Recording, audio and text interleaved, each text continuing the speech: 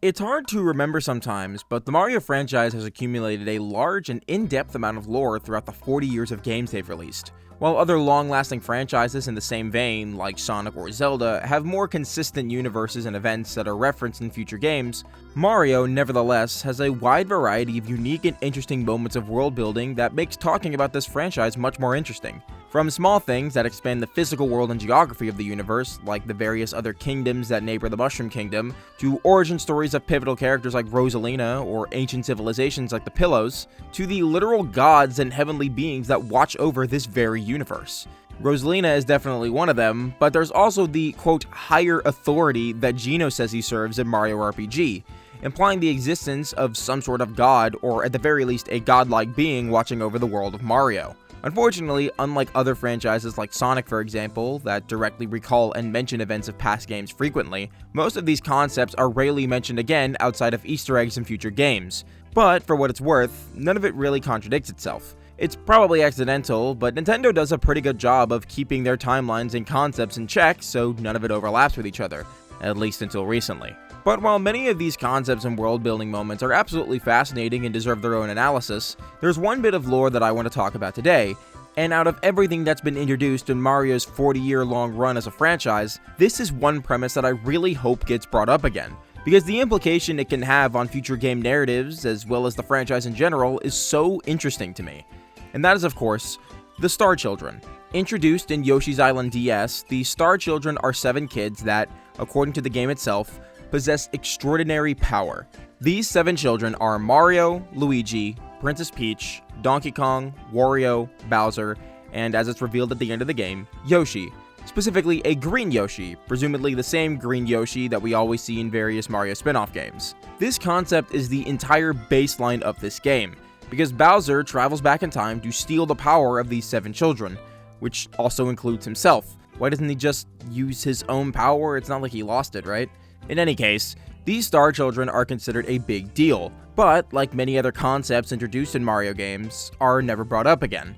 Which I think is a shame, because I think the implications of just the few sentences that are exchanged about the details of these 7 kids could have massive implications for the future of this franchise if Nintendo wishes to revisit this premise, and that's what we are going to be talking about today. So let's begin. Before we dive into the nitty-gritty of the Star Children themselves, we need to discuss one major theme that has been apparent throughout the Mario franchise since its inception: stars. The theme, symbolism, and appearance of stars has been prominent in the Mario franchise since the very beginning. In the very first Mario game, the star is the strongest power-up that you can get. You become invincible for a short period of time, and enemies you run into die on impact. Ever since then, stars have become a frequent motif in nearly every game. In every side-scrolling game, the Superstar is still a prominent power-up. In 3D games like 64 Sunshine and Galaxy, you complete levels by collecting stars. Heck, in Galaxy, stars are the main thing you use to power your ship. There's the Grand Stars in Super Mario Galaxy, Star Road in Mario RPG, Star Haven in the Paper Mario games, and that's not even mentioning all the sentient star spheres that have appeared, like the Lumas, Star Sprites, Star Spirits, and even Geno seems to be a small spirit-like being before he possesses the doll. My point is, stars are important in the Mario universe, which makes sense if you think about it from a real-world perspective. Stars in real life can symbolize a lot of things, everything from the real world to narratively to religiously. Stars can mean anything from hopes and dreams, to guidance, to performance, to the very essence of the cosmos themselves. A lot of these are present throughout various Mario games. In Mario RPG and Paper Mario, there are wishing stars and star sprites that are capable of granting wishes, symbolizing the hopes and dreams of people that wish upon them.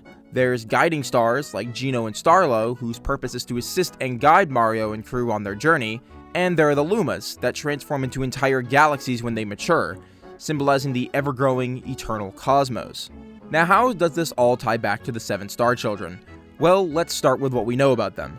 The only bit of exposition we get about the details is when Bowser and Kamek are discussing them. Quote from Kamek: "The crystal clearly says that these 7 stars did fall during this time period, and I'm getting a strong reading that they are resting inside the hearts of these babies." And quote again from Kamek: "These babies are called Star Children, and they each possess an extraordinary amount of power." Like I said, very little to work with in terms of actual in-game discussion, but this tells us a lot about the Star Children already. Firstly, Kamek states that the 7 stars fell during this time period, implying that the Star Children themselves weren't born with this blessing. but were granted it when the stars landed.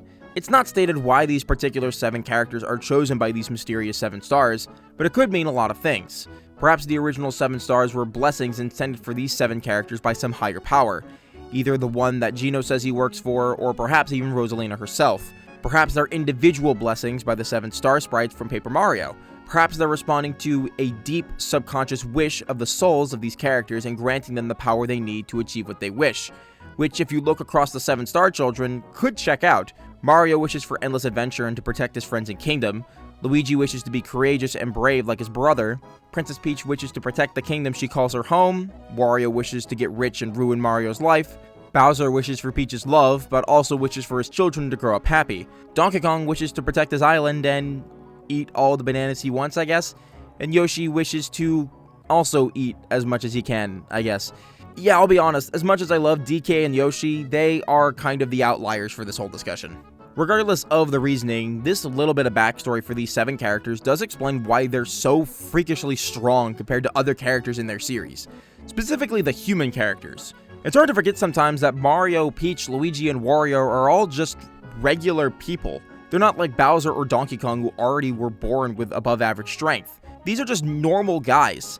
Despite the inherent cartoony nature of the Mario franchise, do you think a regular guy can punt castles like footballs or drag chain chomps made of solid gold with their bare hands? I've seen the humans in New Donk City, and I'll be honest, I don't think they have it in them. But the concept of them being blessed with, quote, extraordinary power by falling stars provides a little bit more explanation as to why they're so much more powerful than any other recurring character, or why certain things react to these characters in the way they do. In Wario's case, it would explain why he's so freakishly strong compared to Waluigi, who we rarely see fighting in a straight-up brawl like his brother does. In Peach's case, it could explain why she has such an affinity for heart magic, or why her radiant form in Showtime has a lot of star symbolism, or what the villains mean when they refer to her Sparkle. Maybe that's why the Gigabell reacts to Mario in such a way after being dormant for so long. There's a lot of these little details throughout the series talking about how special some of these characters are, and you could theoretically all tie it back to this pivotal moment. Now, why does this all matter? I hear some of you saying. Sure, this is fun to talk about, but does it actually have any proper implications for the future of this series? Well, realistically, no. But in my opinion, it should. While this concept will likely never be brought up again outside of this little DS game, I think that this concept has the potential to shape the Mario universe as we know it. One of the pieces of dialogue that we hear when Bowser and Kamek are discussing the Star Children is that the 7 of them combined have enough power to take over the universe. Each one of these characters are walking around with a fraction of universe-conquering strength, and that alone is an incredible basis for a future story. Perhaps in a future RPG or spin-off game, there's a new powerful enemy that threatens the entire Mushroom Kingdom as we know it, and the only thing that can defeat them is through the combined power of the 7 Star Children. This concept, as vague and unlikely as it is, could be an incredible story to watch unfold. It can offer in-depth and interesting interactions between all of these characters that we've never usually gotten to see. If you want to run with the idea of each star reacting to a different subconscious wish, you could have segments where each of them explore themselves in a way never seen before in a Mario game. It could be an incredible opportunity to explore these characters as actual characters, not just mascots and kart racers. It's because of stuff like this that I'm really upset about the old Mario Archie comic that was turned down.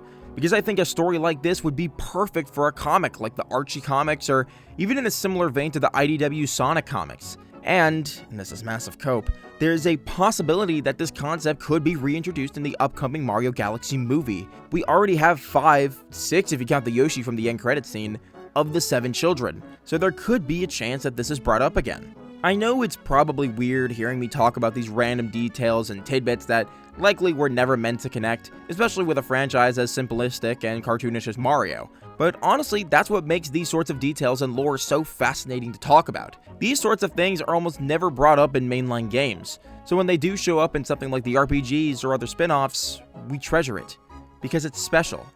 As much as people like to pretend that Mario is just an overly cartoonish series that doesn't have any kind of lore or consistent timeline, it does. Which is why decisions like Pauline being a child in DK Bonanza confuses and upsets me, because normally Nintendo is much better about keeping these sort of things consistent. These are really cool ideas that, if Nintendo ever decides to bring it back, could lead to an incredible future story, because these characters are special, and not just because they were blessed with some magic stars. Despite their symbolistic nature, these are real characters, with real motivations, fears, insecurities, and personalities. and this sort of setup could be just the framework to showcase just how special they truly are. Thank you for watching. I know I said my next video wouldn't be another Mario one, but I ran into some holdups with a different video I was working on, and I already had this script halfway done, so I just decided to push this forward in production. Not that I don't like making these, I enjoy overanalyzing the Mario series. I just like to mix it up sometimes and talk about some different things. This whole channel is talking about whatever I really feel like, which doesn't always include Mario. In any case, hopefully next time will be something different, for all this time though. And with that, thank you so much for watching, make sure to check out some of my other videos, and I'll see you all in the next one.